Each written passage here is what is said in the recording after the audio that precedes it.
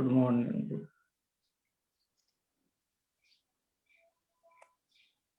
Hello, हम live जा रहे हैं अब। You are asking about a video which video? Yeah.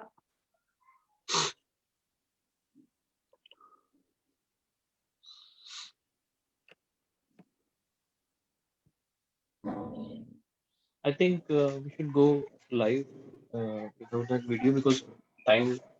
We are live now. Let me start. मारू थारा देश में नित्य 3 रतन, एक ढोलो दूजो मरवन तीजो कसुमल रन। राम राम सा घनी खम्मा। आप सबने राजस्थान दिवस की खूब खूब बधाई। जी हाँ, राजस्थान के गौरव का प्रतीक राजस्थान दिवस 30 मार्च अब से बस 3 दिन पहले ही था, और बस उसी के उपलक्ष्य में आज हम और आप साथ हैं इन खूबसूरत से पलों में। इस खूबसूरत से कार्यक्रम में जिसे सजाया है राजस्थान फाउंडेशन और राजस्थान एसोसिएशन ऑफ युगांडा के संयुक्त तत्वावधान में, और आज के इस रोमांचक सफर पर आपकी कैप्टन हूं मैं, यानी कि आरजे मनीषा, और इस नाते आप सभी का हार्दिक स्वागत करती हूं। और आपको इस अलबेले से सफर पर लेकर चलूं उससे पहले एक अनुरोध उनसे जिनकी सोच ने इस कार्यक्रम को आखिर एक नई पहचान दी और मेरी सोच को उड़ान दी, और आज हम और आप एक साथ हैं।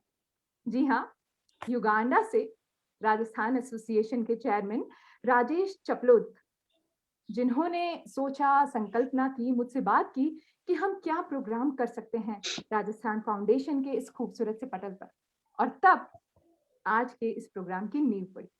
तो आइए स्वागत करते हैं, मिलते हैं और सुनते हैं उनके कुछ विचार कि वो हमारे साथ क्या बांटना चाहते हैं। Thank you Manisha ji.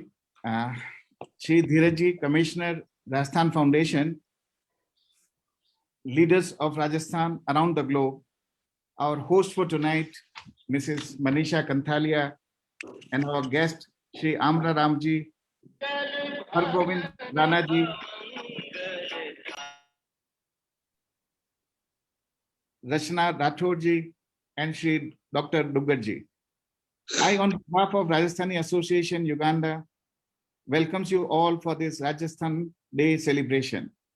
Rajasthan Association Uganda is 17 years old association, and all Rajasthanis in Uganda are members of our association. Our association in Uganda is not only active among Rajasthanis, but plays a key role among all 30,000 Indians residing in Uganda. I convey my greetings for Rajasthan Day to all Rajasthanis around the globe from the Pearl of Africa, Uganda. Dear global ambassadors of Rajasthan, let us all make serious attempts to promote Rajasthani entrepreneurs, professionals, and job seekers to come and settle out of India. Before I close my remark, let me congratulate Doctors of Rajasthan International Team for their impactful contribution. And I propose, Dheeraj, if we can also form a Chartered Accountants of Rajasthan International Team and see how these professionals also can be roped in for the betterment of our Rajasthani society. Thank you and have a fun-filled evening ahead. Jai Rajasthan. Thank you so much. बड़े ही प्यार से और बड़े ही कम शब्दों में आपने कितनी बड़ी बड़ी बातें कह दी, और आई होप कि जैसा आपने कहा है, हम आज की इस इवनिंग को बहुत ही अच्छे से एंजॉय करने वाले हैं। हमारे सारे एस्टीम्ड गेस्ट हमारे साथ जुड़ चुके हैं, और ऐसे में मैं आप सबको आज के इस प्रोग्राम के अलबेले से सफर पर, जैसे कि मैंने कहा, लेके जाने वाली हूं। उससे पहले एक बार उनसे गुफ्तगू करना बनता है, उनसे बात करना बनती है, और उनसे उनके मीठे बोल सुनना बनता है, जिनकी वजह से आज ये प्रोग्राम हो रहा है। जी हाँ, कमिश्नर ऑफ राजस्थान फाउंडेशन धीरज श्रीवास्तव जी। तो मैं धीरज जी को आमंत्रित करती हूँ, वे आए और अपनी मीठी वाणी से आज इस प्रोग्राम को किक स्टार्ट कर दें। Thank you Manisha ji. Am I audible to all? बिल्कुल सर।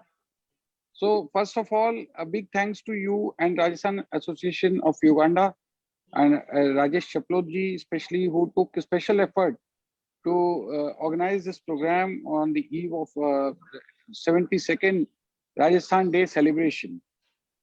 और मैं, ये मेरा पहला मौका है कि जब मैं किसी आरजे के साथ रूबरू बात कर रहा हूँ, सुना तो मैंने बहुत था एफएम में, लेकिन आपको सुन करके जैसे लगता है कि अपने आप the ball has started rolling. And with these my personal observation for the programme is, अभी हम लोगों ने थोड़े टाइम पहले दिवाली के बाद बच्चों के लिए एक स्टोरी टेलिंग सेशन रखा था, which was a huge hit. And then we realized, and there was a suggestion that we should do something for this जो प्रेमा ख्यान जो आपने इसका रखा है, और ऐसी स्टोरीज जो वर्ल्ड वाइड सुनाई जाती रही हैं और धीरे धीरे उनका सेशन खत्म हो गया. तो आज के प्रोग्राम के बाद आई एम श्योर कि सारे राजस्थानी के अंदर एक नई शुरुआत होगी और इसका इम्पैक्ट बाकी लोगों पर भी रहेगा, और हम लोग वापस जो प्रेम और म्यूजिक, ये दो एक ऐसी चीज है इनसे दूर नहीं रह सकते. और हमारे बीच में कुछ गेस्ट ऐसे भी हैं जिन्होंने लव मैरिज करी है, और हम उनके भी एक्सपीरियंस अभी सुनेंगे. एंड आई एम श्योर कि कई ऐसे हैं लोग जो वेटिंग में हैं और इस प्रोग्राम में ज्वाइन करेंगे, उनको भी जो है आगे आने वाली जिंदगी को एक नया मोड़ देने में कुछ सफलता मिलेगी. जहां तक राजस्थान फाउंडेशन का सवाल है, हमें बड़ी खुशी है कि जिस पर्सपेक्टिव और जिस ऑब्जेक्टिव के साथ इसको बनाया गया था, धीरे धीरे we are cruising but steadily cruising towards that direction. And one after the other there have been a series of programmes of all variety and category, क्योंकि बच्चों से लेकर के बूढ़ों तक के प्रोग्राम. अब हमारा नेक्स्ट प्रोग्राम जो है वो सीनियर सिटीजन को डेडिकेटेड होगा. हालांकि हमारे बीच में आज अमरा राम जी जैसे लोग हैं जिनको सीनियर सिटीजन कहना ही बिल्कुल मुनासिब नहीं होगा, क्योंकि वो तो यंगस्टर को भी बीट कर देते हैं. मैं इनके साथ अभी कुछ दिन पहले एक ड्राइव पर था. Then I said and I told him I would like to become a nana और a dada like you. And that is what the people of Rajasthan have in store with them. It is inbuilt, it is their metal, और वो दुनिया के सामने लाने का मैंने बीड़ा उठाया है. और जैसे अभी राजेश जी ने बोला, ये मैं बहुत वेलकम करूंगा और मेरे दिमाग में है, क्योंकि अब चार्टर्ड अकाउंटेंट्स का जो ग्रुप बना करके उनकी जो सेवाएं हैं, उनके जो एक्सपीरियंस हैं, उनके जो इंटरनेशनल एक्सपोजर है, उसको हम लोग किस तरीके से राजस्थान के इंटरेस्ट में यूज कर सकते हैं. क्योंकि जो डॉक्टर्स ऑफ राजस्थान इंटरनेशनल, वो एक्सट्रीमली गुड एक्सपीरियंस रहा. एक एक करके लोग जुड़ना शुरू हुए, और आज हमारे पास में इतनी बड़ी फौज है कि अब उसको हम लोग एक पूरा एक स्ट्रक्चर्ड और ऑर्गेनाइज्ड वे में डॉक्टर्स का प्रोग्राम स्टार्ट करेंगे. मैं आपको ये बताना चाहता हूँ चंद शब्दों में कि आज Rajasthan has become a very big investment destination in the world. कोई जगह ऐसी नहीं है, कोई क्षेत्र ऐसा नहीं है कि आप सोलर, माइंस, टूरिज्म के रूप में राजस्थान को दुनिया में लोग पहचानते हैं. लेकिन आज जो पोटाश का जो इन्वेंट हुआ है, उसको लेकर के अब हम सऊदी अरेबिया जैसे तेल के रूप में जाना जाता है, ऐसे आने वाले समय में राजस्थान को पोटाश के रूप में जानेंगे. This is the time when we must market the potential of Rajasthan in a very big way. And I'm sure with this August associations worldwide, जिन लोगों ने हमारे साथ में ये ज्वाइन किया है और ये बीड़ा उठाया है, उनको जरूर हम लोग साथ मिल करके कुछ नया अचीवमेंट करेंगे. मनीषा जी और आप लोग के बीच में मैं ज्यादा वक्त नहीं लूंगा, और इन चंद शब्दों के साथ इस प्रोग्राम की सफलता के लिए राजस्थान के स्थापना दिवस के उपलक्ष्य में सबको बहुत बहुत बधाई, शुभकामनाएं. And we look forward to have a good programme from you. Thank you so much sir. आपने तो पूरी हौसला अफजाई करके माहौल में रंग भर दिया है और सभी के अंदर उस जोश का संचार किया है जिसके लिए राजस्थान जाना जाता है. जी हाँ, जोशीला राजस्थान कहलाता है, रंगीला राजस्थान कहलाता है, और बहादुरी का प्रतीक है, बलिदान का प्रतीक है। तो आपने इतनी अच्छी अच्छी बातें कही हैं सर। आई होप कि हमारा ये जो प्रोग्राम है, ये जो इवेंट है, बिल्कुल उसी रफ्तार से चलेगा और आप सबको उतना ही मजा आएगा। मैं इस कार्यक्रम में, जैसा कि धीरज सर ने बताया कि प्रेमाख्यानों की जो परंपरा है वो लुप्त होती जा रही है और उसी को रिवाइव करने की ये कोशिश है। लेकिन मैं आप सबको प्रेमाख्यानों की तरफ लेके चलूं, प्रेम कहानियों की तरफ लेके चलूं, उससे पहले एक छोटा सा गीत है मेरे पास। जी हाँ, आरजी होने के साथ साथ थोड़ा बहुत कविता का शौक भी रखती हूँ। तो राजस्थान दिवस है और राजस्थान की शान में कुछ ना कहूँ तो ये मेरी धृष्टता होगी। इसलिए मेरी एक कोशिश है, आप सबको जरूर पसंद आएगी, और अगर आपको कहीं उसमें कोई त्रुटि लगे तो प्लीज मुझे माफ कीजिएगा। और आप सबके लिए ये छोटा सा गीत राजस्थान पर। मरुधरा मारी जग में पावन, मरुधरा मारी जग में पावन, धन धन राजस्थान। जन्म ठहले वासु हो गयो, मेरो रे कल्याण, मेरो रे कल्याण। इन धरती रो रज रज कुंदन, कण कण सोनेरी खान। वीरारी धरती पे गूंजे तलवारारी तान, तलवारारी तान। परतापरी परतापी धरती ने लुर लुर शीश नवाऊं, लुर लुर शीश नवाऊं। मरवण री मीठी बोली में अमृत रो सुख पाऊं, अमृत रो सुख पाऊं। पन्ना सु सीखूं त्याग मीरा री, भक्ति में रम जाऊं। एक करूं अरदास अठही, नवो जन्म फिर पाऊं। तेजा जीरी तरिया निछावर, तेजा जीरी तरिया निछावर, कर द्यूं भारा प्राण।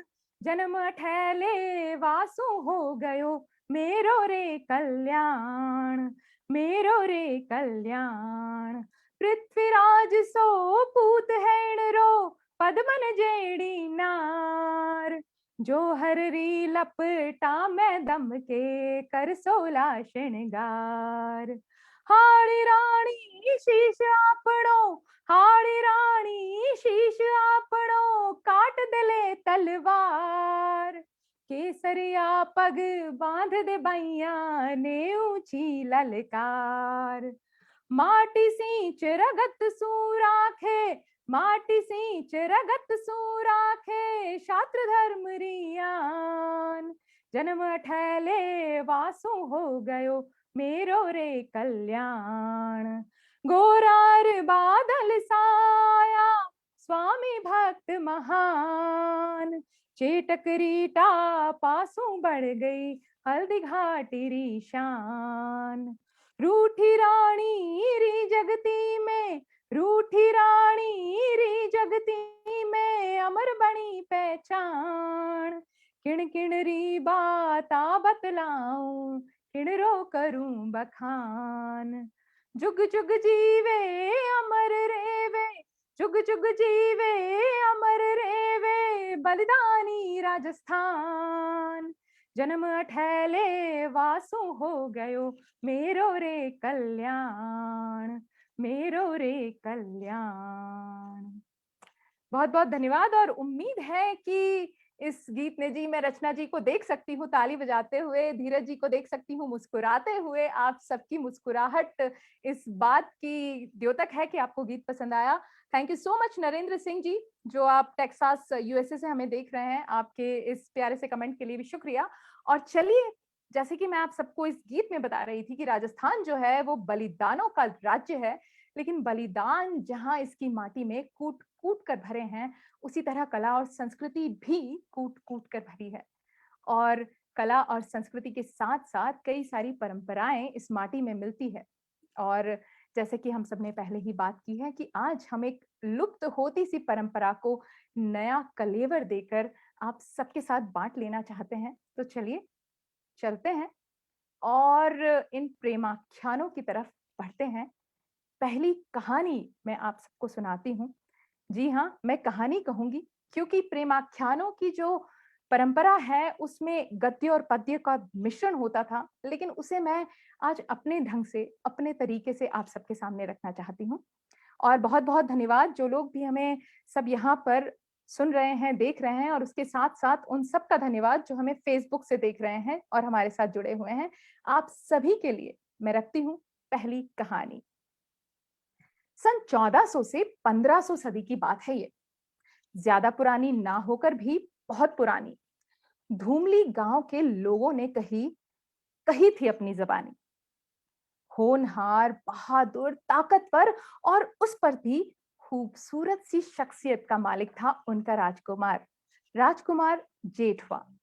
प्रजा से बड़े प्रेम के साथ रहता था, सभी की सहायता करता और अपने गांव की दुश्मनों से रक्षा करने में हर वक्त लगा रहता। मगर क्या करें, था तो वो राजकुमार, इसलिए आखिर यानी कि शिकार पर जाया करता था। कभी कभी, लेकिन जाया करता था। और शिकार पर जाने में आप सभी जानते ही है ना क्या होता है। कभी कभी घने जंगलों में शिकारी भटक जाता है किसी जानवर का पीछा करते करते, और जब वो भटक जाता है तो कभी रात भी हो जाती है और कई बार कई मुश्किलों का सामना करना पड़ता है। उस रोज भी कुछ ऐसा ही हुआ। राजकुमार जेठवा रास्ता भूल गया और ऊपर से हो गई बरसात। बरसात और भूख प्यास की वजह से राजकुमार जेठवा घोड़े पर बैठे बैठे ही बेहोश हो गया। घोड़ा बिल्कुल चेटक की तरह था, जी हाँ, स्वामी भक्त। इसलिए वो जैसे तैसे रास्ता ढूंढते गांव के छोर तक आया और आ पहुंचा एक झोपड़ी के बाहर। वहां पहुंचकर हिनहिनाने लगा तो उसके हिनहिनाने की आवाज को सुनकर एक लड़की बाहर आई। सांवली सी रंगत में उसका जो रूप था वो दमक रहा था, अनूठा था। उसकी कजरारी आंखें मानो लंबी कहानी कहती थी। ठोड़ी पर काजल से बनी 3 बिंदियों पर तो किसी का भी दिल आ जाए। जैसी उसकी भली सी सूरत, वैसी ही नेक नियत। वो राजकुमार जेठवा को अपने झोपड़े में लेकर आई। उसने उसके गीले कपड़े बदले और उसके शरीर को ताप देने के लिए जितने यत्न वो कर सकती थी सब उसने किए। उसके बापू ने भी उसकी पूरी मदद की। सुबह होते होते राजकुमार को होश आ गया और उसने उठकर हैरानी से देखा कि वो कहाँ है, किस जगह है। तो उस लड़की ने उसे सब बता दिया। कैसे रात को उसका घोड़ा उसे यहाँ लेकर आया और कैसे रात भर वो बेहोशी के हालत में इस घर में था और अब उनकी तीमारदारी की वजह से होश में आया है। राजकुमार उसकी बात सुनकर गदगद हो उठा और उसकी सांवली सलोनी सूरत और मिश्री के जैसी बोली पर फिदा हो गया। उसने पूछा, क्या नाम है तुम्हारा? वो बोली, उजली। जी हाँ, उजली। और राजकुमार 2 पल उसे देखता ही रह गया, देखता ही रह गया। कुछ पलों के बाद बोला, उजली, शादी करोगी मुझसे?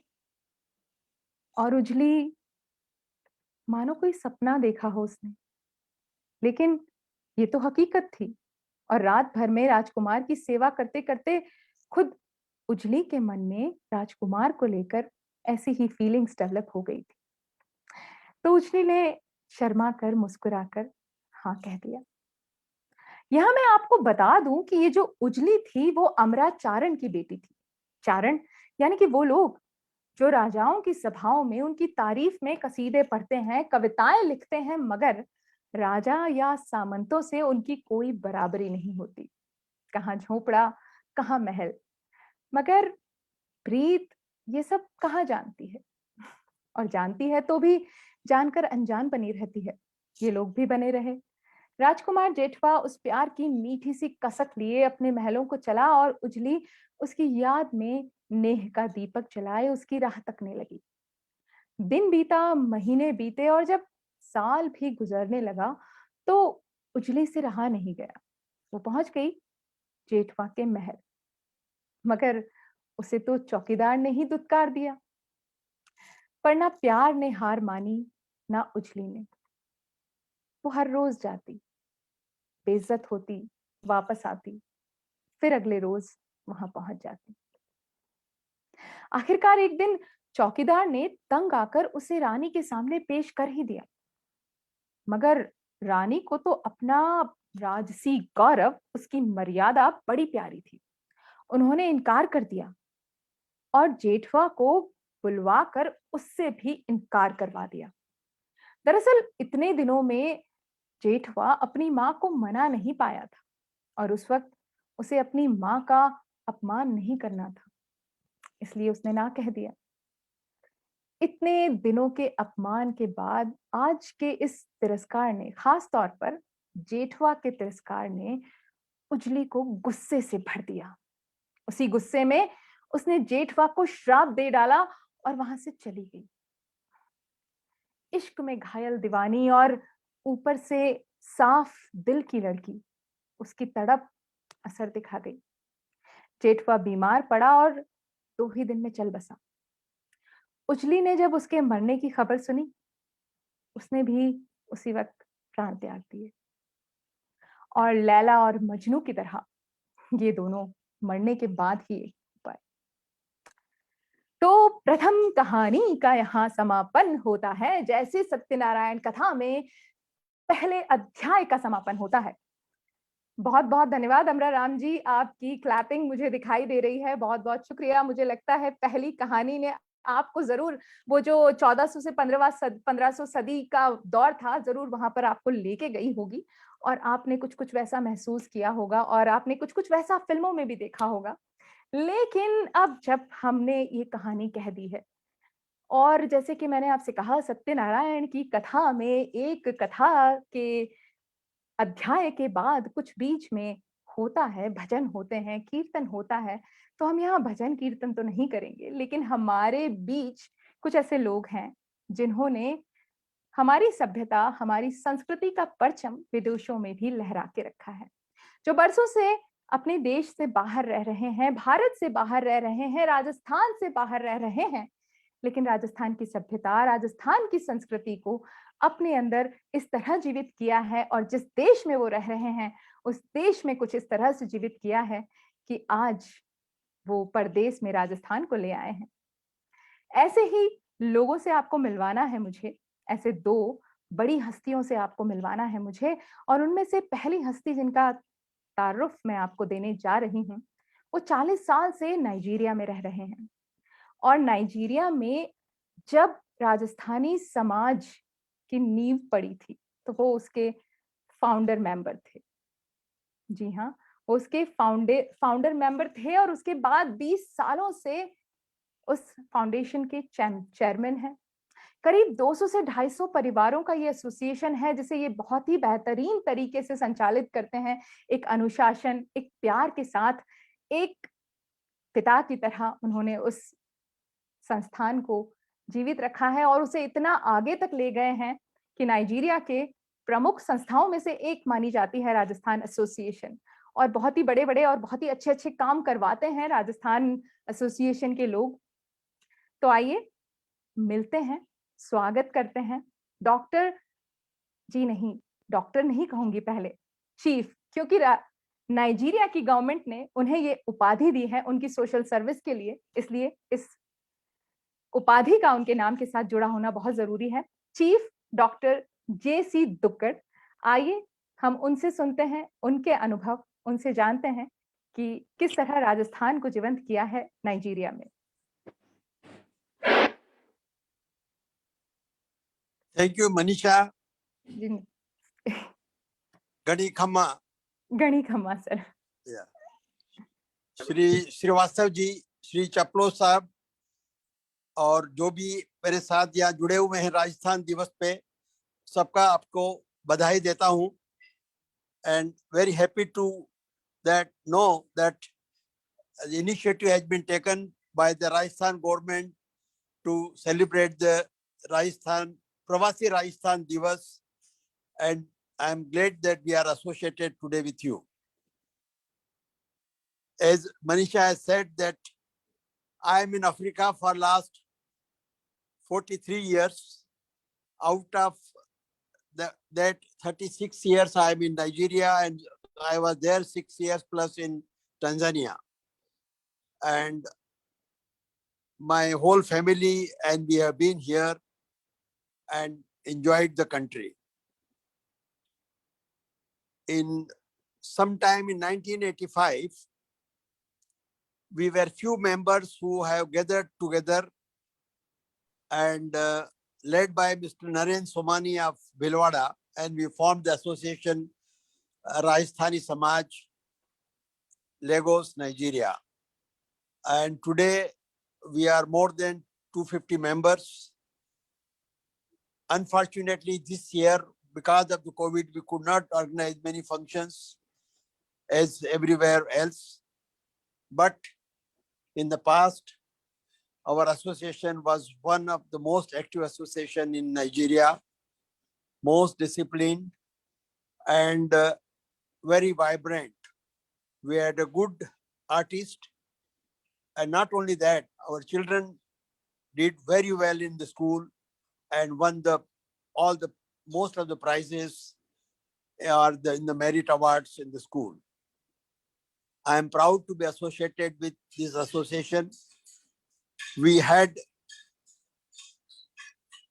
Normally we are having the calendar for the years, and we celebrate almost all our functions, Gangor, Teej, Diwali, Holi, all those. The ladies are very active in our association. Actually, they are, if you ask me, they are really running the association, and we are just following them. And I must thank them and congratulate them for doing a very good job and keeping the Rajasthani culture in Nigeria in a befitting manner. And we are associated with lot of not only cultural but charitable activities. We have been donating the Jaipur food. We have been participating in the free eye camp center.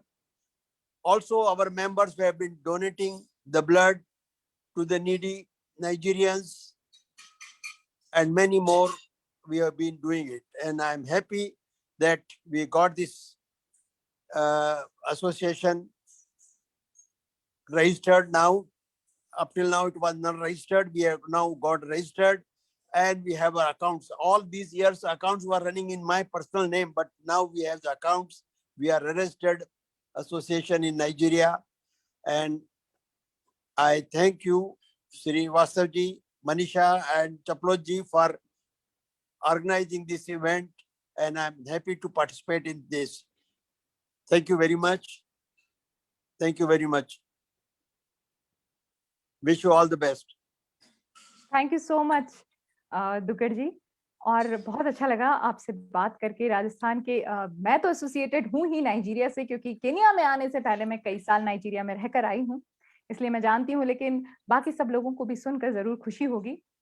और चलिए, मेरे पास अब जो हस्ती है वो Dubai के Rajasthan association की शान है। उनको भी उतने ही साल हो गए हैं भारत से बाहर रहते हुए, और उन्होंने इतने सालों में बहुत से काम किए हैं, बहुत सी एसोसिएशंस के साथ जुड़े रहे हैं। और वो, जैसा कि आप उनका नाम सुनेंगे, वो हैं अमराराम जहांगीर जी। तो जहांगीर समाज के वो वर्ल्ड वाइड प्रेसिडेंट हैं, और साथ में वो तो ये भी कहते हैं कि हम कहाँ राजस्थान को मिस करेंगे, हम तो दुबई में ही राजस्थान को ले आए हैं। तो ऐसे अमराराम जी जहांगीर का स्वागत है, और आइए सुनते हैं उनके एक्सपीरियंसेस कि वो क्या कहते हैं, कैसे राजस्थान को जीवंत किया है उन्होंने दुबई में। नमस्कार मलेशिया जी, बहुत बहुत धन्यवाद आपका। और आप रियली बहुत अच्छा बोलते हैं, आपकी कहानी बहुत अच्छी थी। और मैं सबसे पहले धन्यवाद देना चाहूँगा राजस्थान फाउंडेशन को। और मैं मेरी एक आरबीपीजी जो दुबई है उससे जुड़ा हूँ, और आरबीपीजी का भी मैं धन्यवाद देना चाहूँगा कि आज उनकी बदौलत से मैं आज इस प्रोग्राम में शामिल हुआ हूँ। धीरज जी को मैं वाकई में अभी मिला था रिसेंटली जोधपुर में, तो उनकी सोच को नमन करता हूँ, और उनके जो राजस्थान के प्रति उनका जो मोह और लगाव है वाकई में तारीफ काबिल है, और वो जरूर हम प्रवासियों को बहुत मदद करेगा। आरबीपीजी जो हमारी संस्था है दुबई के अंदर, हमारे अभी जो प्रेसिडेंट है नवीन जी, पंकज जी, आज हमारे बहुत अच्छा काम कर रहे हैं। और जैसा कि अभी आपने डॉक्टर साहब ने बताया कि हमारे 250 मेंबर हैं, लेकिन मैं आज बड़ी खुशी के साथ कहता हूं कि आज हमारे आरबीपीजी के 750 मेंबर हैं। और दुबई के अंदर आज हमें हर मल्टीनेशनल के लोग वहां मिलेंगे, हर कोने कोने का इंसान वहां रहता है। उनके साथ में हमने अपने राजस्थान को कैसे जिंदा रखा, वो मैं मेरी जुबानी दिखा रहा हूँ कि आज मुझे जब 43 इयर्स हो गए, जब मैं 78 में गया था, उस वक्त में हमारे यहाँ पे कोई ऐसा फेस्टिवल त्योहार नहीं मनाते थे। लेकिन एक हमारी ईस्टर्न कंपनी थी, मोफत राज जी करके हैं हमारे पीपाट से, उनकी ईस्टर्न कंपनी थी। और उस ईस्टर्न कंपनी के अंदर सिर्फ दुबई के अंदर एक ही जगह, एक ही कैंप के अंदर हम लोग हर फेस्टिवल मनाते थे। होली, दिवाली, गणगौर, जो भी प्रोग्राम होता था हम वहां मनाते थे। और जब एक बार मैं होली खेल के आ रहा था, तो हमारे वहां पे जब लोकल ने कभी देखा नहीं था तो ये क्या है, तो एक ने बड़ी सिंपैथी से आगे मुझे पकड़ लिया कि अरे ब्लड आ रहा है, ब्लड आ रहा है, व्हाट हैपन।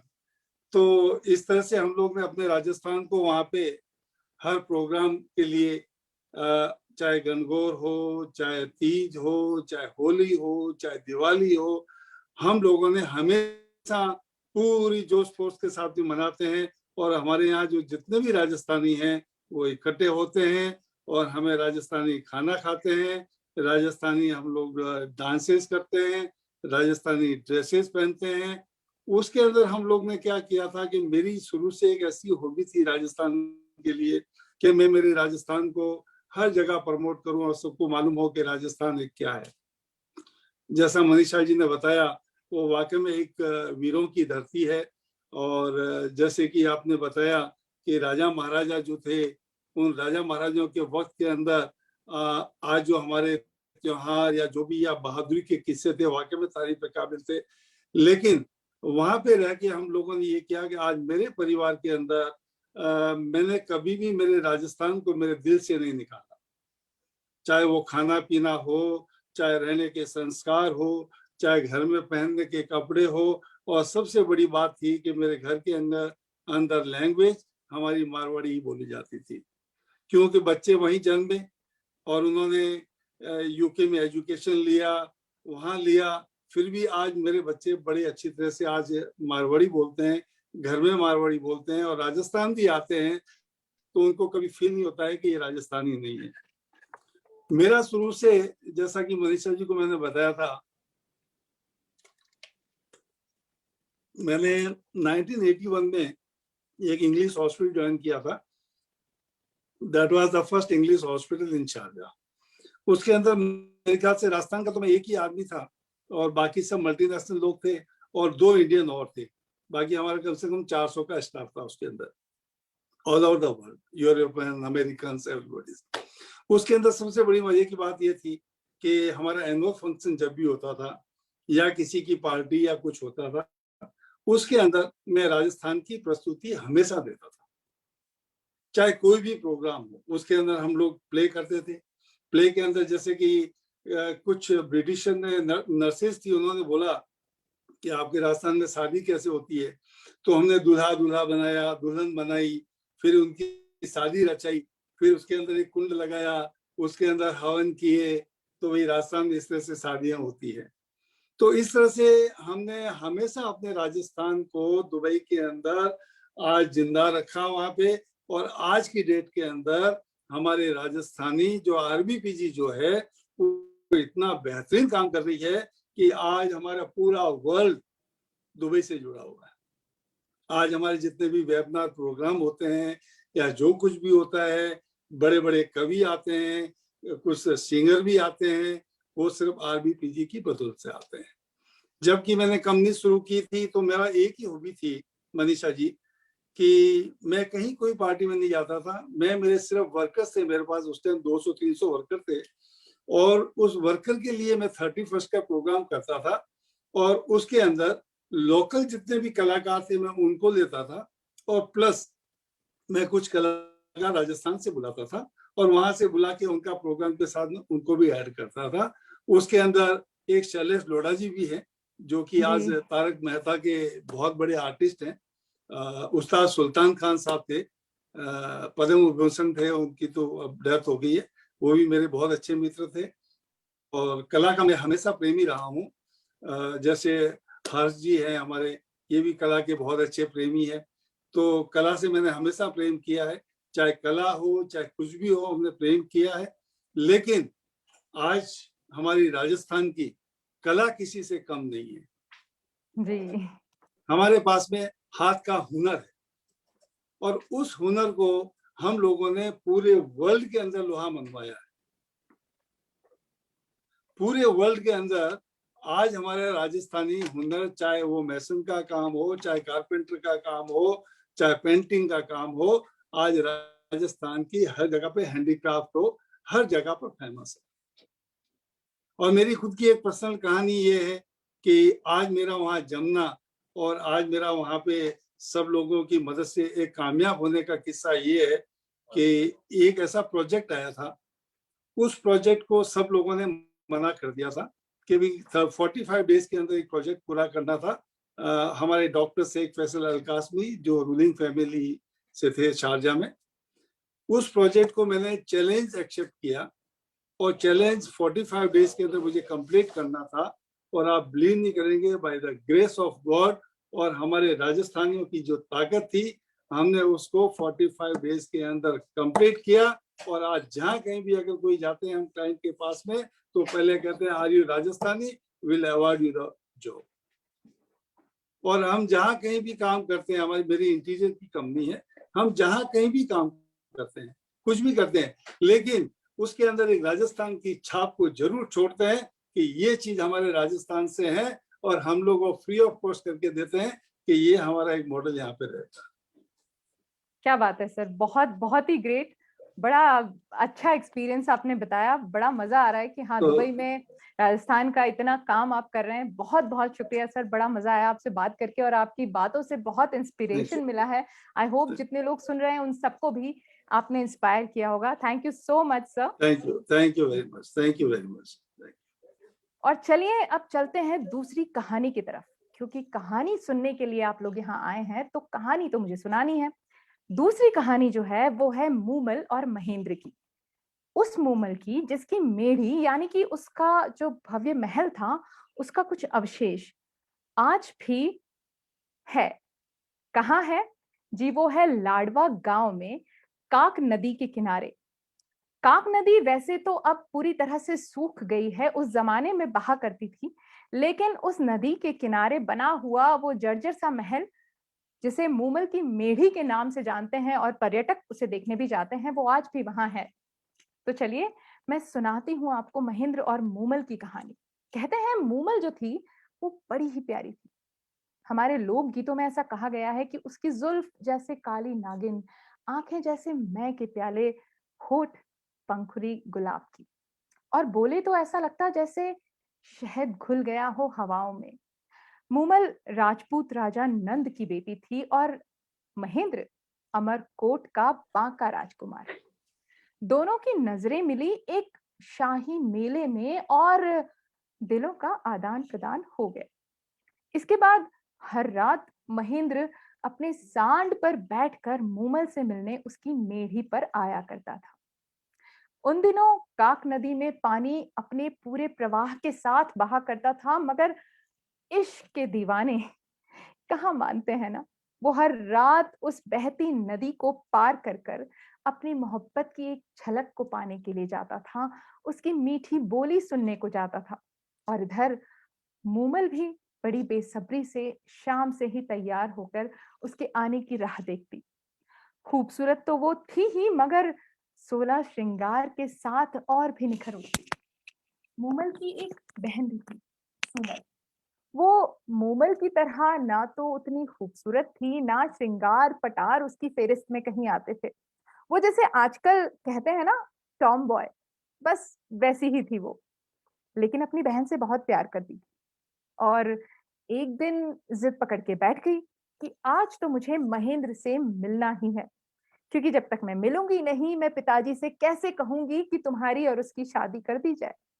तो बस वो मूमल के साथ इंतजार करती है महेंद्र के आने का, और दोनों बहनें एक दूसरे के साथ छेड़छाड़ करती हुई, चुगल करती हुई इंतजार में रात काटने लगती हैं।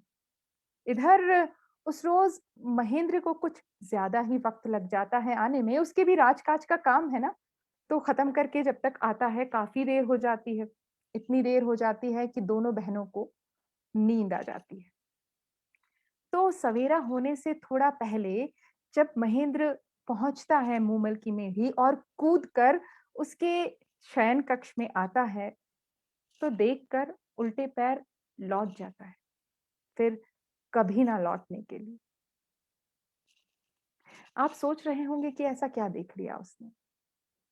अभी मैंने कहा ना, सुमल जो थी वो टॉम बॉय पर्सनालिटी थी, इसलिए उस जमाने में भी उसकी पोशाक पुरुषों की तरह रहती थी, और उस रात भी उसने वैसे ही परिधान पहने थे। बस उसे देखकर अचरज हुआ और उसे लगा कि महेंद्र को लगा कि मूमल मुझे धोखा दे रही है, इसलिए वो लौट गया और फिर कभी नहीं लौटा। महेंद्र को फिर किसी ने कभी देखा भी नहीं, उस गांव में तो नहीं। हाँ, उन्होंने अंदाजा जरूर लगाया कि ये वजह थी कि वो लौट गया।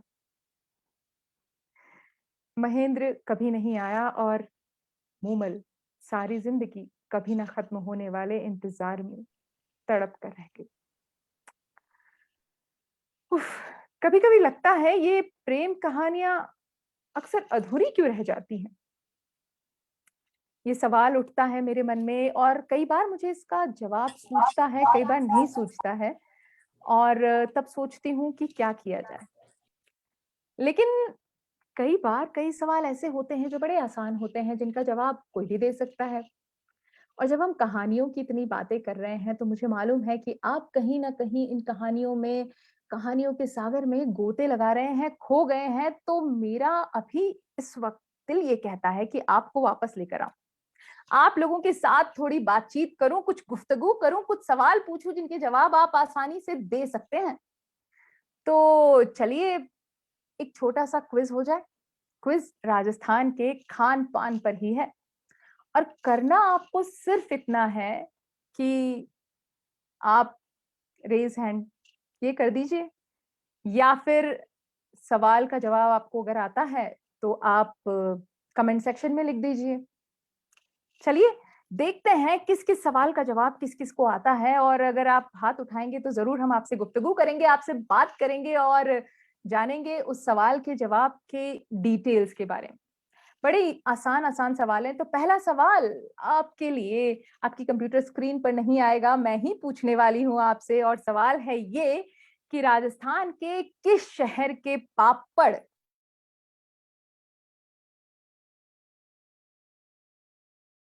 सबसे ज्यादा प्रसिद्ध हैं, कि किस शहर के पापड़ सबसे ज्यादा प्रसिद्ध हैं। हाँ जी, जी.एस. शेखावत जी, अमरा राम जी, आप सबको पता है हम जी.एस. शेखावत जी से बात करेंगे। ये जी बीकानेर के फेमस है पूरे राजस्थान में। जी जी जी जी, वर्ल्ड वाइड फेमस है। Worldwide और famous। भी हमारा, जी जी जी, आप बीकानेर से हैं शेखावत नहीं, जी?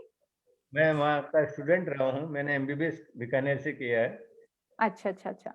I'm from- जी, और भी कई लोगों ने जवाब दिया है। ज्योति भंडारी जी शुक्रिया, सचिन पुरोहित जी, सोमेंद्र जी, आप सभी को शुक्रिया। और अगला सवाल, बिल्कुल अब समझ गए होंगे कितना आसान आसान सवाल है ना। तो दूसरा सवाल मेरा ये है कि अगर आपने नाम सुना है जाजरिया, ये एक मिठाई का नाम है, और ये राजस्थान के किस शहर में बनाई जाती है? प्रतापगढ़।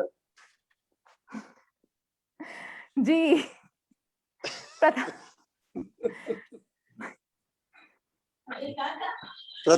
जी राजस्थान। जी जी जी जी, प्रतापगढ़ राजस्थान। और इसके अलावा एक और शहर में बनाई जाती है, उस दूसरे शहर का नाम कौन बता सकता है?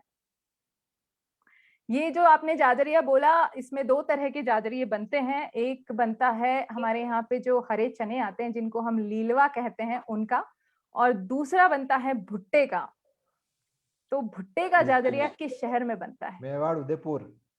हाँ जी, बिल्कुल मेवाड़ उदयपुर में बनता है। तो ये तो सिंपल सिंपल सी बातें हैं, और इससे बस जो लोग नहीं जानते उन्हें भी पता चल जाएगा अपने शहर के बारे में। तो तीसरा जो मेरा सवाल है वो ये है, कबूनी। जी हाँ, अगर कबूनी नाम सुना हो, कबूनी नाम की बिरयानी, ये कौन से शहर से आती है, कौन से शहर में बनाई जाती है? जी एक जवाब मेरे पास। जी जोधपुर में बनती है। जी जी, अभी किसने जवाब दिया? एक तो दुगर जी ने जवाब दिया है, और एक जवाब कहीं और से आया है। प्लीज अपना नाम बताइए। मेरा आया। जी जी जी, तो आप सबको अपने शहरों के बारे में पता है। वो भी पोकर स्वीट होम में। जी, एक पोकर स्वीट होम करके है, उसके अंदर वो कबूली बनती है, वो जोधपुर पूरे में फेमस है। जी जी जी, नहीं, पोकर में पैसा देके खानी पड़ेगी। आप अमर नारायण निवास में आइए, फ्री मिलेगी। और वैसे मेरा एक रेस्टोरेंट भी है जो शारजा के अंदर, जयपुर रेस्टोरेंट, और हम भी वहाँ पे कबूली बनाते हैं। और जोधपुर की मिठाइयाँ, जोधपुर के मिर्ची बड़े, जोधपुर की कचौरियाँ, ये सब हमारे जयपुर रेस्टोरेंट शारजा में मिलेंगे। तो मतलब आप सिर्फ और सिर्फ राजस्थान का कल्चर बाहर नहीं ले गए, राजस्थान का खान पान भी बाहर ले गए हम लोग। बिल्कुल। तो मेरा अगला सवाल, पाली शहर की प्रसिद्ध मिठाई का नाम बताइए। पाली शहर की। पाली का मावा। नहीं, उसको कुछ और कहते हैं। गुलाब हलवा। कलाकंद। हाँ, गुलाब हलवा। जीएस शेखावत जी ने जवाब दिया ना, गुलाब हलवा। हाँ जी हाँ जी, जी जी जी जी, पान मार्ट। तो आप लोग सब जानते हैं, मतलब भारत से बाहर आकर भारत को भूले नहीं है और राजस्थान को बिल्कुल भूले नहीं है। तो एक दो सवाल और पूछती हूँ और फिर चलते हैं हम तीसरी कहानी की तरफ। कि एक हमारे राजस्थान की बहुत ही फेमस सब्जी है, पचकूट जिसे कहते हैं, पचकूटा कहा जाता है। उसकी 5 उसके अंदर सब्जियां होती है। उन 5 के नाम किस किस को पता है? एक मिनट, इस तरह से मुझे सुनाई नहीं दे रहा है। प्लीज आप एक बार हाथ ऊपर कीजिए। अमचूर। कैर, सांगरी, गुंडा, अमचूर और कुंबटिया। कैर, सांगरी, गूंदा, अमचूर और कुमटिया। तो मतलब हमारे जी कनाडा से ज्योति भंडारी ने भी सारे नाम लिखकर भेजे हैं, तो शुक्रिया ज्योति जी। और चलिए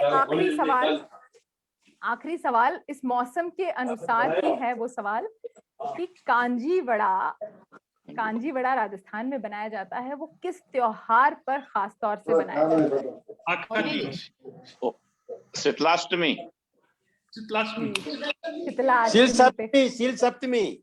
जी जी जी, कोई उसे शीतला सप्तमी कहता है, कोई शीतला अष्टमी कहता है, कोई शील अष्टमी कहता है। और मजे की बात यह है कि आज बहुत सारे शहरों में राजस्थान में वो त्योहार मनाया जा रहा है। आज वो त्योहार है, तो ये बहुत बड़ी बात है। और यहाँ पे मैं एक और जोड़ना चाहूंगी, उदयपुर में कल है भाई, आज भी कई लोग मना रहे हैं, आज भी कई लोगों ने मनाया, कल भी कुछ मनाएंगे। नहीं, आज भी कई लोगों ने मनाया है और कल भी कई लोग मनाने वाले हैं।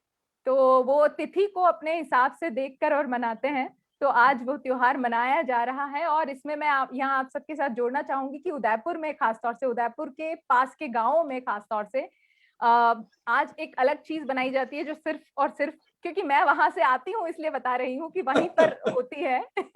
तो उसे हम कहते हैं ओलिया और ढोकला। मीठा ढोकला बनता है आटे से, और ओलिया और तो चावल और दही का होता है जी। तो बस ये सारी चीजें, तो ये हमारे खाने पीने से रिलेटेड। और कहते हैं ना कि खाना और जो होता है, हमारे राजस्थान के ट्रेडिशन को देखें, कल्चर को देखें, तो हमारा खाना भी उतना ही रिच है, उतना ही उसमें गरिष्ठता है, उतनी ही उसमें गरिमा है। हम मिठाइयों के नाम अगर देखते हैं राजस्थान में, तो कितने अच्छे अच्छे नाम हमें सुनाई देते हैं। घेवर, रबड़ी, मालपुआ, मावे की कचौरी। तो बस ऐसे ही उम्दा खान पान वाले राजस्थान से हम सब हैं। और मुझे बड़ा अच्छा लगा, आप सब एकदम जीवंत हो उठे, आप सबके चेहरे एकदम से खिल उठे हैं। चलिए मनीषा जी, एक और बात कहना चाहूंगा जी, कि हमारे पूरे राजस्थान की जो फेमस डिश है वो है दाल बाटी चूरमा। यस, दाल बाटी चूरमा वो तो पूरी दुनिया जानती है, लेकिन ये जो छोटी छोटी चीजों के बारे में मैंने आज बात की वो दुनिया, सारी दुनिया पूरी तरह से नहीं जानती है, राजस्थानी ही जानते हैं। इसलिए हमने आज इस पटल पर उनको भी बता दिया है कि देखिए, सिर्फ और सिर्फ दाल बाटी चूरमा राजस्थान का मुख्य खाना नहीं है, और भी है, बिल्कुल और भी है। तो चलिए मनीषा जी, जी, हम लोग यहाँ कनाडा में पिछले 12 साल से जी एक मिनट महेंद्र जी, मैं आपको स्पॉटलाइट करती हूँ। महेंद्र जी बोल रहे हैं ना? जी जी, अब कहिए। हम यहाँ राजस्थान में सॉरी कनाडा में जी, आपने म्यूट कर दिया है। Now is it, am I audible now? या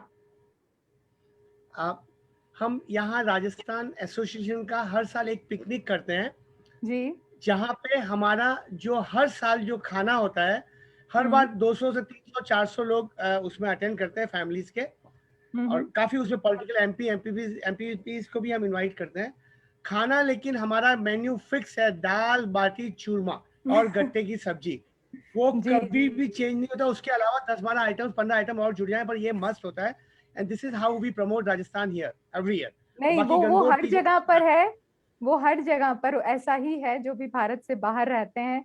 हमारे पास भी यहाँ पर जैसे घर पे भी कई लोगों की फरमाइश आती रहती है, दाल बाटी चूरमा खिलाइए, आप राजस्थान से हैं।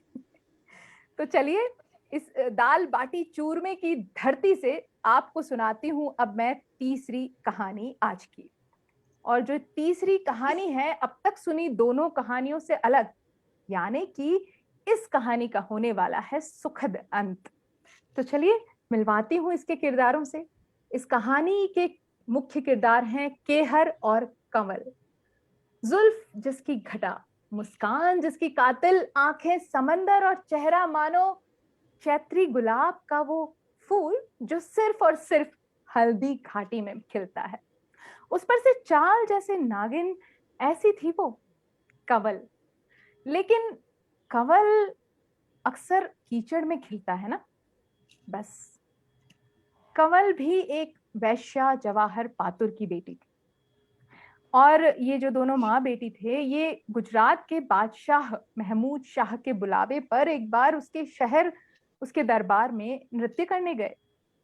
दरअसल महमूद शाह ने कंवल की खूबसूरती के चर्चे पहले ही सुन रखे थे, और वो एक अय्याश बादशाह था, तो उसे अपना बनाना चाहता था। पर राजस्थान से गुजरात आते वक्त रास्ते में कुछ डकैतों से उनकी रक्षा करने वाले बहादुर जागीरदार केहर सिंह को कंवल अपना दिल पहले ही दे चुकी थी। इसलिए जब बादशाह ने उससे कहा कि कंवल, मैं तेरी खूबसूरती पर फिदा हूं, अगर तू मेरी हो जाए तो तुझे 2 लाख सालाना की जागीर दूंगा और हीरे मोतियों से तुझे तोल दूंगा, मगर इश्क की दौलत से जो आबाद हो जाए, उसे दुनिया की दौलत का भला क्या लालच। उसने हिकारत से इनकार कर दिया। कंवल की माँ ने उसे बहुत समझाने की कोशिश की, उसे इस बात का वास्ता भी दिया कि तू तो तवायफ है, तुझे ऐसी किसी फालतू की चीजों में नहीं पड़ना चाहिए, किसी के इश्क में खुद को बर्बाद नहीं करना चाहिए। बादशाह के पास गई तो रानी बनकर रहेगी, मगर कंवल, उसने फिर इनकार करके कह दिया कि ये इश्क की आग है, और वो भी उसके इश्क की जो ऐसे 1000 बादशाहों को नेस्तनाबूद कर सकता है। मैं ऐसे बादशाह की रानी बनने से ज्यादा बेहतर समझती हूँ केहर जैसे बहादुर की दासी बनना। उसकी इस बात से बादशाह को गुस्सा तो आना ही था ना, वो बादशाह था और ये महज एक तवायफ। उस पर भी तुर्रा ये कि उसने इनकार किया एक मामूले से जागीरदार की वजह से, वो भी उसी की रियासत का जागीरदार। उसने कंवल को महल में नजरबंद कर दिया और मुनादी करवा दी कि जो कोई केहर सिंह को कैद करके लाएगा, उसे केहर सिंह की जागीर सौंप दी जाएगी। वैसे केहर सिंह जैसे सूरमा को कैद करना ऐसा था जैसे मुट्ठी में रेत को कैद करना। आखिरकार लालच में एक जागीरदार जलाल खान ने उसे छल से अपने घर बुलाया होली खेलने और बंदी बना लिया। कमल को दिखाने के लिए जेल में उसके साथ रोज बुरा व्यवहार किया जाता, उसके साथ बहुत सी यातनाएं उसको दी जाती और ये उम्मीद की जाती कि कमल उसके बारे में सोचना छोड़ दे। इसी लालच में बादशाह कमल को रोज कैद खाने में जाने भी देता और कमल भी रोज केहर के लिए खाना लेकर जाती। एक दिन उसने केहर सिंह को कटार और एक छोटी सी आरी ले जाकर दी और उसकी दासी टुन्ना ने वहां के पहरेदार फालूदा खान को जहर मिली भांग पिला दी। थोड़ी देर बाद पहरेदार बेहोश हो गया और मौका पाकर केहर सिंह अपने साथियों के साथ वहां से भाग निकला। जागीर तो उसकी जब्त हो चुकी थी, इसलिए इस वक्त उसके पास ना कोई छत थी ना कोई और आसरा। अकेले जंगलों में भटक कर जिंदगी तो नहीं बिता सकता था और फिर कमल को कहां लेके जाता।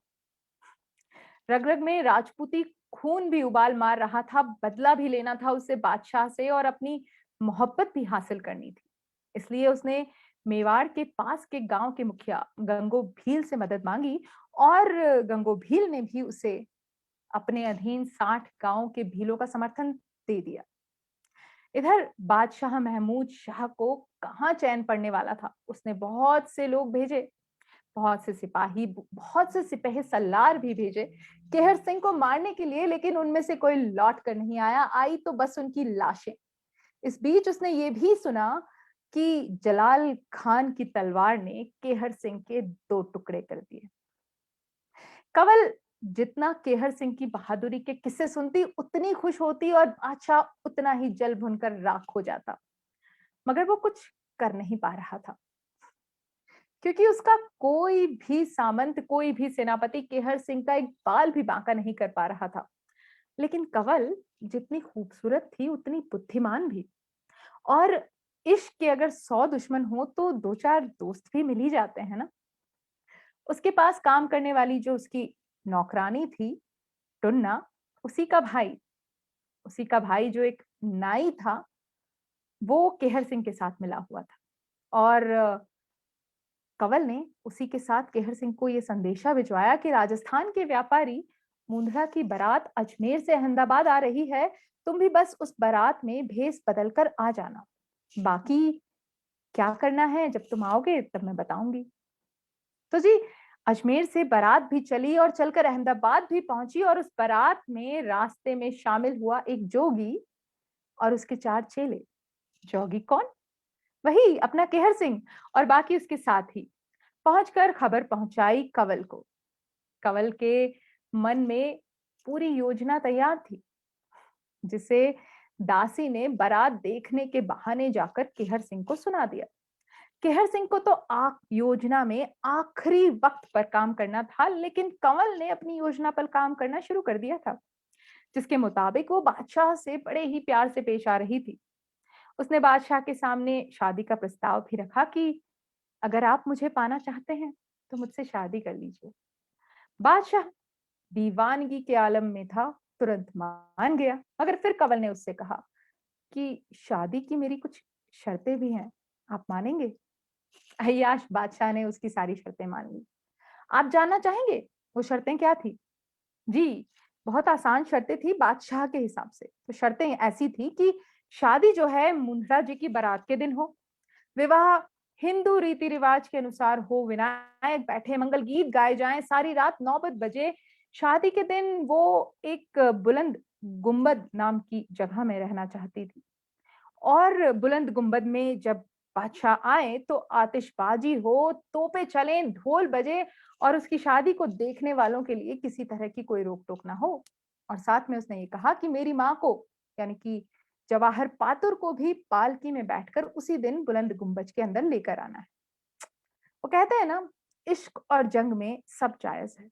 तो अगर जंग में चालें चली जाती है, दुश्मन को छला जाता है, तो सच्चे आशिक अपने इश्क को पाने के लिए ऐसा क्यों नहीं कर सकते? तो जी योजना के तहत कंवल की खास दासी टुन्ना पालकी लेकर गई जवाहर पातुर को लेने, जहां पहले से ही केहर सिंह और उसका साथी हथियारों के साथ तैयार छुपे हुए थे। टुन्ना ने किसी काम के बहाने कहारों को भेजा और केहर सिंह और उसका साथी पालकी में सवार हो गए और पालकी पहुंच गई गोल गुंबद के अंदर। जब बादशाह की शाही सवारी आई, हाथी पर उसकी बारात आई, तो ढोल ताशे बजने लगे, तोपें चलने लगी, आतिशबाजियां होने लगी और जैसे ही बादशाह अंदर पहुंचे, अचानक से उसके सामने आ खड़ा हुआ केहर सिंह और उसने बादशाह को ललकारा मल्ल युद्ध के लिए। बादशाह उसकी तरह बहादुर भी नहीं था और इस वक्त तैयार भी नहीं, फिर भी लड़ा जितना लड़ सकता था और आखिर केहर सिंह के हाथों मारा गया। बादशाह के मरने के बाद केहर सिंह और कंवल ने 7 फेरे लिए और जन्म जन्मांतर के बंधन में बंध गए और फिर जिस पालकी में आए थे उसी पालकी में ये कहकर कि जवाहर पातुर अब बाहर जाना चाहती हैं, वहां से निकल गए। बादशाह के लिए कह दिया गया कि बादशाह आज रात यहीं आराम करेंगे और इस तरह प्यार के 2 पंछी उड़ गए आसमानों में। तो तीसरी कहानी यहीं खत्म हुई और इस कहानी के खत्म होने के साथ साथ अब मैं उस प्रेमी जोड़े से बात करना चाहती हूँ जिनका जिक्र हमारे कार्यक्रम की शुरुआत के टाइम में किया था धीरज जी ने। मैं मिलाना चाहती हूँ जर्मनी से हमारे बीच उपस्थित हरगोविंद सिंह राणा और उनकी प्यारी सी पत्नी, उनकी जो प्यारी सी पत्नी है, उन्हें भी हम इसमें जरूर देखना चाहेंगे क्योंकि ये उनकी प्रेम कहानी है और किस तरह से उन्होंने आज के दौर में इस प्रेम कहानी को जिया है, पूरा किया है। तो उनसे इस बारे में जरूर हम बात करना चाहेंगे कि क्या बदलाव है उस दौर की प्रेम कहानी में, आज के दौर की प्रेम कहानी में। तो आइए मिलते हैं हरगोविंद सिंह राणा और उनकी पत्नी अरुंधति गौर से। Hello everyone. Hello. Myself Hargovind Singh Rana. My wife Arundhati Gaur. Namaste. Hello everyone. Namaste. So we would like to say, I'm sorry, I think my voice is clear. Yeah, your voice is completely clear. Okay. So things were difficult for us also. We got married in 2014. 2014 में हमारी शादी हुई थी. मैं Dubai में था और अरु उस वक्त इंडिया में थी. And it was difficult. Maybe she can tell us. I would like to say मेरी family काफी broad minded है और हमेशा से they are reading about world की दुनिया में क्या हो रहा है और उनको पता था, तो उनकी तरफ से इतना प्रॉब्लमैटिक नहीं था, पर थोड़ा प्रॉब्लम हरगोविंद जी की फैमिली से था. मेरी फैमिली की तरफ से था. So I am from Jodhpur. मेरे मम्मी पापा को हमेशा लगता था कि घर घराना खानदान, we are from a non-vegetarian family, she is from a vegetarian family, so for her it is going to be very difficult. तो शायद पहली चीज ही जो मेरे घर वालों ने पूछी कि I hope you will not mind it because we are purely non-vegetarian and you guys are vegetarian. Initially it was difficult, but I would say she adopted my culture very well. घर में base पहनना और जिस तरीके से अपना culture है उसको फॉलो करना, पगा लागना. शुरू में जब पहली बार बहू मम्मी के मतलब पगा लागी तो फिर बुआसा के लगी, तो बुआसा ने बोला कि बींदनी ने हाल सिखानो पड़सी पगा लागो. So and slowly and gradually I learned from the roots शुरू से, क्योंकि कल्चरल सबसे बड़ा कल्चरल डिफरेंस था इनके कल्चर में और हमारे कल्चर में, तो काफी सारी चीजें सीखी मैंने 8 साल में. And life is going good और फैमिली की तरफ से अब तो कोई प्रॉब्लम नहीं है. सब अच्छे से वैल्यू करते हैं. We are living abroad Germany and everybody loves us. So my personal point of view is a husband is a bridge between a wife and his family. अगर वो जो combination है अगर वो ढंग से बैठता है then everything goes well. और a lot of cases where I've seen ये जो bridge है which is not working properly, then it becomes a little bit of challenges. So I request every boy whomsoever likes a girl to make sure that he is a perfect bridge between his family to do the right set of expectation setting so that things are going well. Thank you so much. बहुत सारी बातें आपने बताई और अच्छा लगा कि वैसे आपके नाम से मैं समझ गई थी कि you are from Rajput family, तो I can understand the things what you are talking about, and I have witnessed a marriage. Can I just mention one thing? Yes sir, yes. जी, Can I yes, just Dheeraj mention ji. one thing? Yes, sure, sure. I cannot resist my comment on Rana ji's appearance with Aru, and I have to. And Dr. Javi Rathore sahab has just joined me. So हम दोनों का observation यही है कि this lovely couple may flourish. We all bless both of them, and we hope कि इनकी love story भी जो है मूमल और इनकी तरीके से हिट हो। कल्चरल डिफरेंस कोई नहीं होता फैमिलीज में, पैर छूना सबके यहाँ सिखाया जाता है बराबर से, उसमें कोई विशेष बात नहीं है। I think right.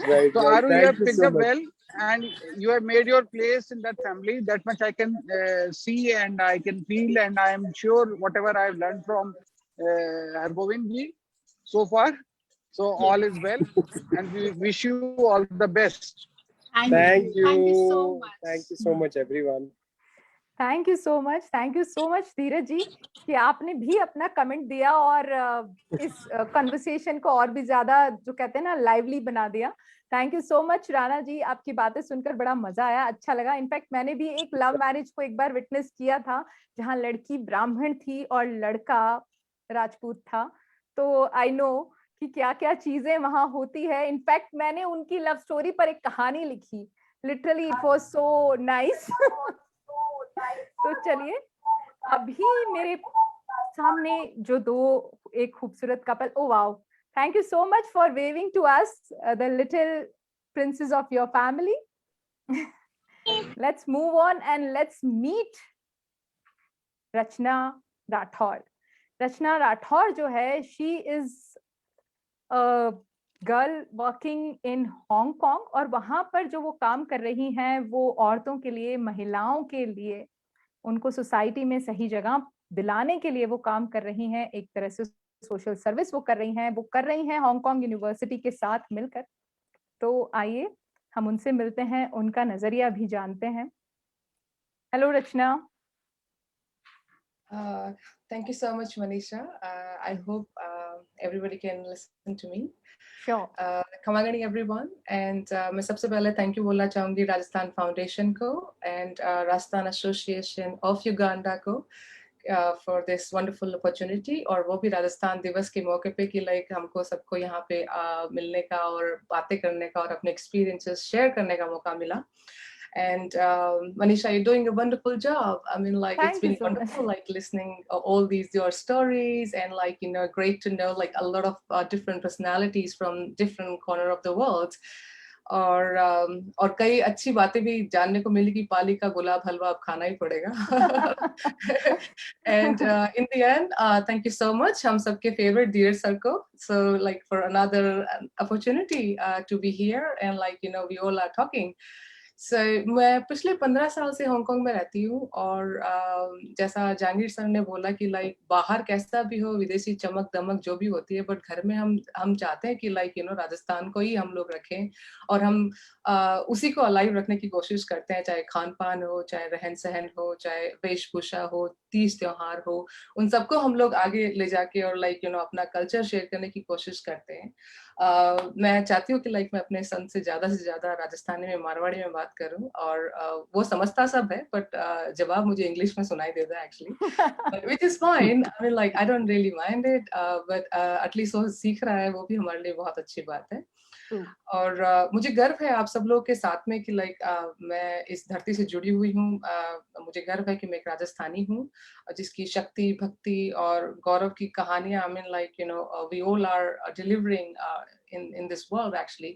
और चाहे हम लोग, ऐसा नहीं है कि लाइक हम लोग ग्लोबलाइजेशन के साथ में आगे नहीं बढ़ रहे हैं। आज आप सबको देख के इतनी खुशी हो रही है कि लाइक इतने सारे राजस्थानी लोग जो इतने पूरे विश्व में कहीं ना कहीं बहुत अच्छा काम कर रहे हैं, और फिर भी लाइक, यू नो, अपने कल्चर को, अपनी संस्कृति को साथ लेके चल रहे हैं। तो ये कॉम्बिनेशन जो है वो बहुत ही अद्भुत है मेरी नजर में एक्चुअली।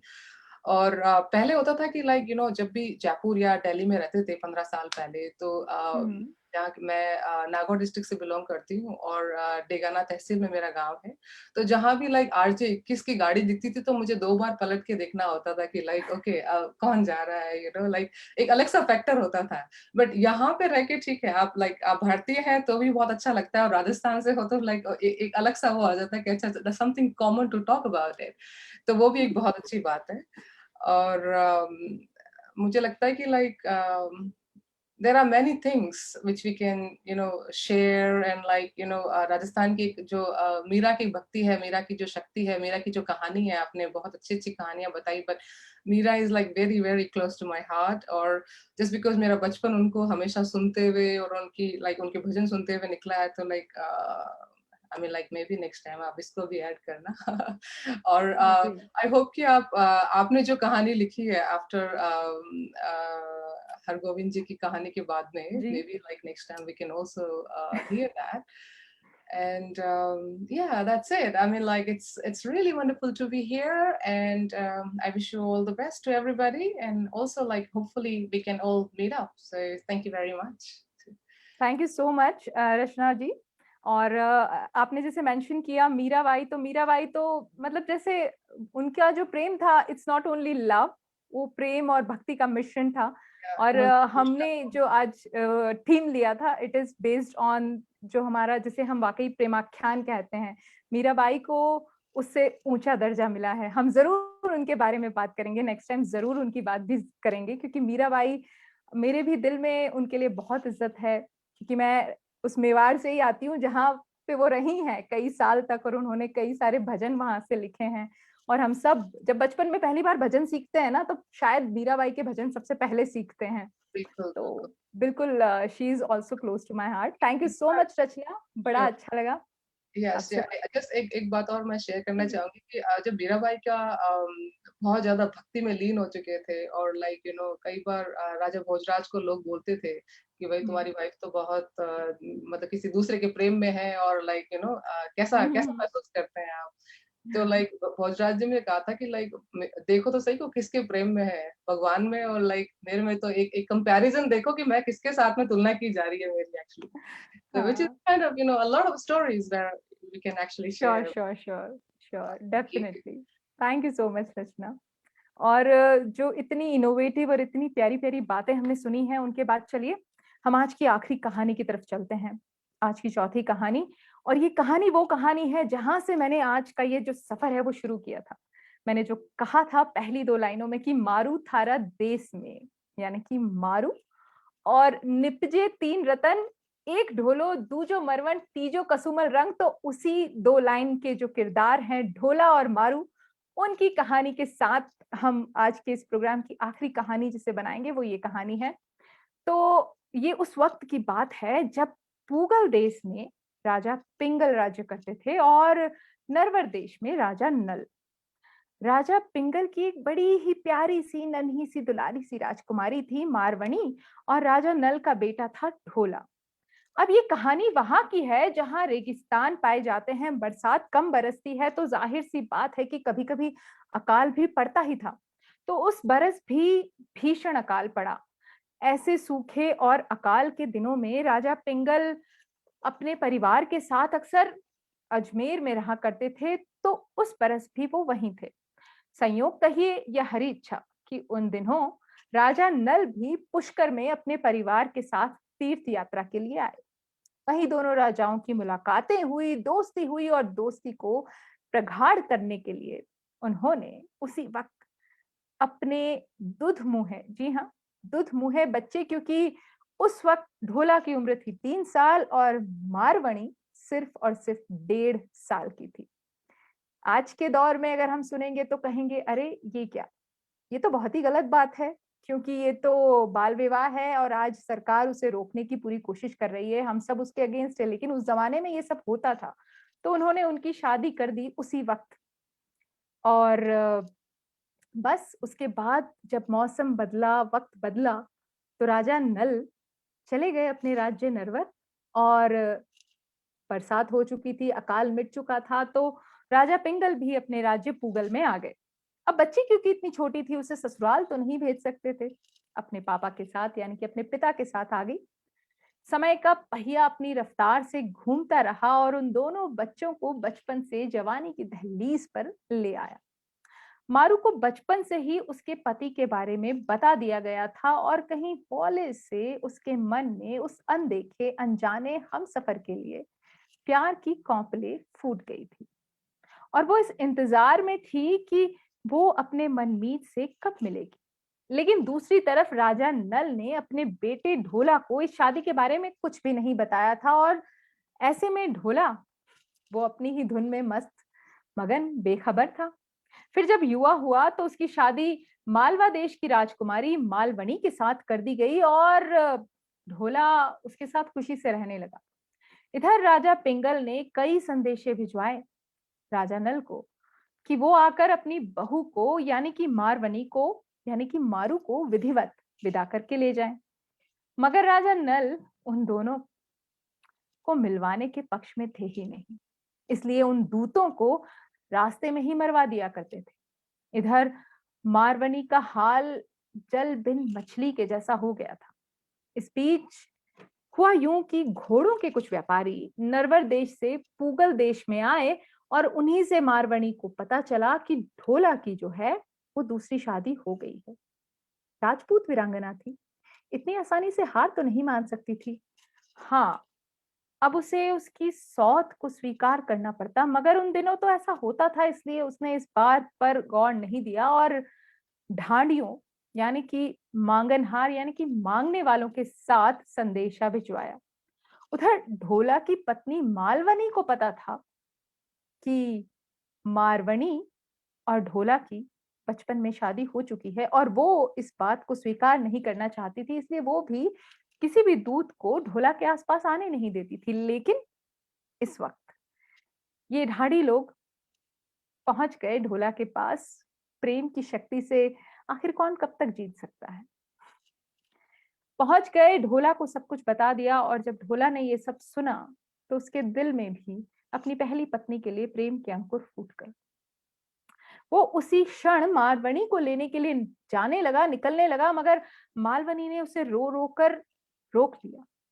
ढोला रुक तो गया क्योंकि मालवनी का स्नेह भी उसे मूल्यवान लगता था और वो सोचता था कि इसमें उसकी क्या गलती, लेकिन गलती तो मालवनी की भी नहीं थी। वो किस लिए वैराग काट रही थी। इसलिए जब मालवनी रोते रोते सो गई तो ढोला उठा और चल पड़ा मारू को लेने। पूगल देश में उसका बहुत स्वागत हुआ, उसके लिए पलकें बिछाई गई। काफी आव भगत और आतिथ्य सत्कार के बाद मारवनी को ढोला के साथ विदा कर दिया गया। पर अभी इनकी परीक्षा की घड़ियां खत्म नहीं हुई थी। रास्ते में एक जगह दोनों कुछ पल विश्राम के लिए ठहरे थे तो वहां मारू को सांप ने काट लिया और जैसे सांप ने काटा उसके प्राण उसी वक्त उड़ गए। और उस युग में जिस तरह से स्त्रियां अपने पति के साथ सती हो जाया करती थी, उस वक्त ढोला ने भी चिता सजाई और मारू को लेकर उस पर बैठ गया। कहानी यहां खत्म नहीं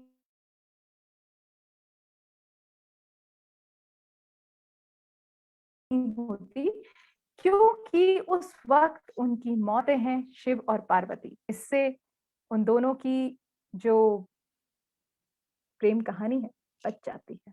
दोनों आगे बढ़ते हैं, अपने देश के लिए अपने रैन बसेरे की तरफ जा रहे होते हैं। रास्ते में फिर एक बाधा आती है, शेख उमर के रूप में, जो मारू को हथियाने के लिए चाल चलता है, लेकिन उनके साथ जो उनकी दासी होती है, उस दासी की सूझबूझ से वो ऐसा कर नहीं पाता और ढोला और मारू पहुंच जाते हैं अपने देश। और फिर क्या होता है? Happy ending, they live happily ever after. जी हाँ, ये थी आज की वो 4 प्रेम कहानियां जो राजस्थान में प्रेमाख्यानों के नाम से प्रसिद्ध हैं और इन पर कई गीत लिखे गए हैं। वो गीत भी आपको सुनाई देते हैं कभी। और साथ में ये जो भी कहानियां हैं, इनको राजस्थानी साहित्य में लिखा भी गया है, किताबों में भी मौजूद हैं। तो ऐसी ही कुछ कहानियों पर आज हमने बात की और उम्मीद है कि कभी और बाकी और भी कहानियों पर बात करेंगे। जैसे कि रचना ने बताया, हम मीराबाई की कहानियों पर भी कभी बात करेंगे। लेकिन इस वक्त आज की ये कहानियां मुझे लगता है कहीं ना कहीं आपके दिल को छू कर गुजरी होगी। मेरी ये कोशिश आप सबको जरूर पसंद आई होगी, क्योंकि कोशिश थी परंपराओं को जीवित करने की। और परंपराएं वैसे तो कभी मरती नहीं, लेकिन कभी अगर छूट जाती हैं और हम उनका दामन थाम लेते हैं तो वो हमें थाम लेती हैं। और इस वक्त इस आयोजन के लिए मैं एक बार फिर से शुक्रिया करना चाहती हूँ धीरज सर का, जिन्होंने मुझे ये मौका दिया, मुझ पर भरोसा किया, और साथ में राजेश जी का, जैसा कि मैंने आप सबसे कहा ही था कि शुरुआत करने वाले वही थे।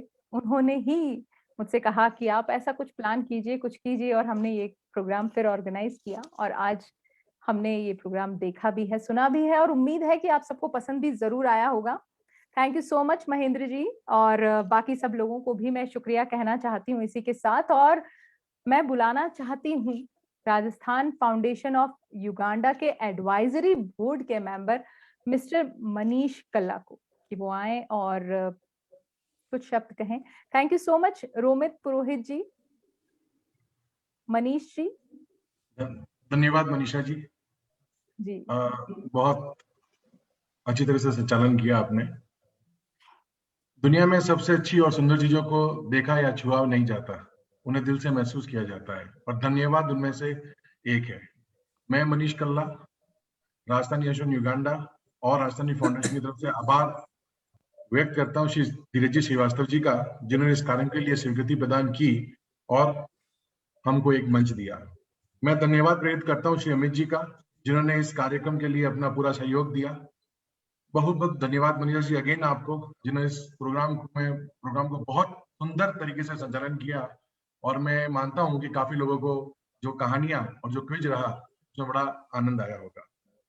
धन्यवाद राजस्थानी एसोसिएशन युगांडा, हमारी कमेटी को, चेयरमैन और एडवाइजरी बोर्ड को, हमारे सेक्रेटरी और कल्चर सेक्रेटरी ऑनलाइन है, तो मैं उनको धन्यवाद प्रेरित करता हूँ। मैं धन्यवाद प्रेरित करता हूँ राजस्थानी एसोसिएशन के सभी प्रतिनिधि, श्री पवन जी मत्तर बुरुंडी से, श्री तरुण कल्ला जी मोजाम्बिक से, श्री बजरंगी राठौड़ केनिया से, श्रीमती रश्मि कोठारी जी मरुद्रा तंजानिया से, श्री पंकज जैन, श्री नवीन जी शर्मा, प्रवीण जी मेहता आरबीबी जी दुबई से, डॉक्टर रोमित पुरोहित मेरे अच्छे मित्र और हमारे बहुत supporter, thank you doctor, always to support us, Sachin Purohit ji Ivory Coast से, और विनीत व्यास जी जोधपुर से। ये प्रोग्राम रातों रात नहीं बना, जैसा कि आपने बोला, पहिए पहले ही लुढ़कने लगे थे, और मैं श्री राजेश चपलोत जी को इसके लिए धन्यवाद करूंगा, जो हमेशा कुछ नया और अलग करने के लिए प्रेरित करते हैं और गाइड भी करते हैं। मैं सभी ऑनलाइन उपस्थित महानुभावों को तहे दिल से धन्यवाद करता हूँ। खम्मा गणी। बहुत बहुत शुक्रिया, बहुत ही प्यार से आपने सभी को शुक्रिया कहा, और आपको भी मैं शुक्रिया कहती हूँ कि आपका भी इसमें योगदान रहा जी। एक मिनट, मैं धन्यवाद देना चाहता हूँ श्री जेसी दुगर साहब का, जिन्होंने बहुत अच्छा अपना एक्सपीरियंस बताया, श्री आत्माराम जी जहांगीर सर का, जिन्होंने राजस्थान दिवस के शामिल ही नहीं हुए पर अपना एक्सपीरियंस भी हमें शेयर किया। मैं राजस्थानी फाउंडेशन और आर्य युगांडा की तरफ से श्री हरगोविंद राणा जी को भी धन्यवाद देता हूँ, जिन्होंने अपनी लव स्टोरी बता के। राणा साहब, मैं भी जोधपुर से हूँ, और मैं धन्यवाद देता हूँ श्रीमती रचना जी राठौड़ को, जिन्होंने अपना एक्सपीरियंस शेयर किया। और रचना जी, आप एक बहुत एक्सीलेंट काम कर रही हैं, ग्रेट, धन्यवाद वंस अगेन सबको।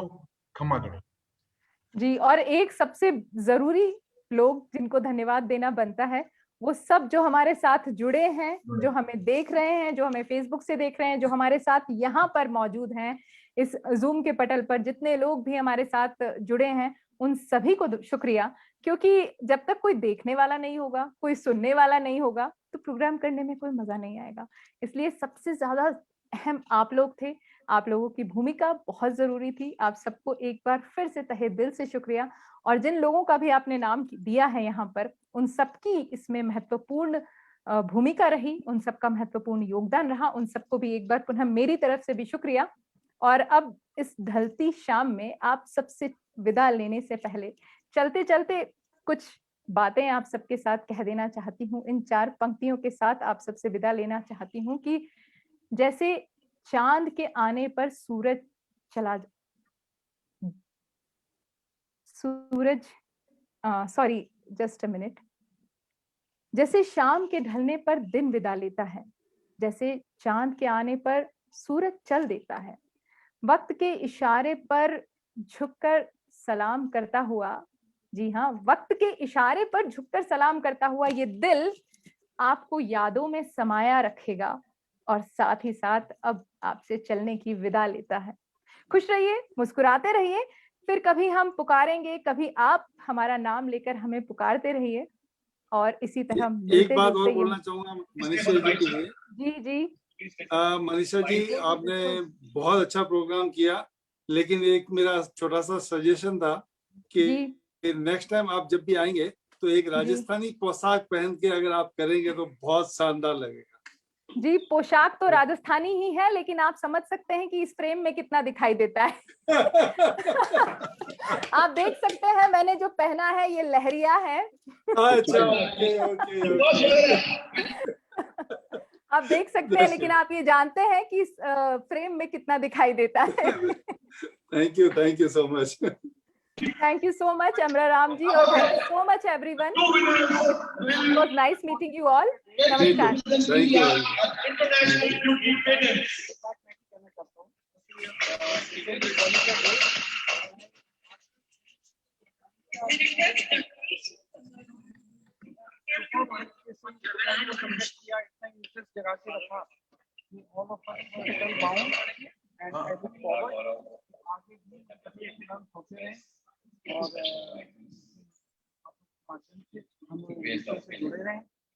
It's the beginning of the search of a new talent.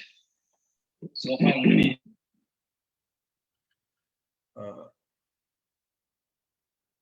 Somendra ji बहुत बहुत धन्यवाद, एंड अंशु जी को भी सिंपली जयपुर से साथ में आने के लिए।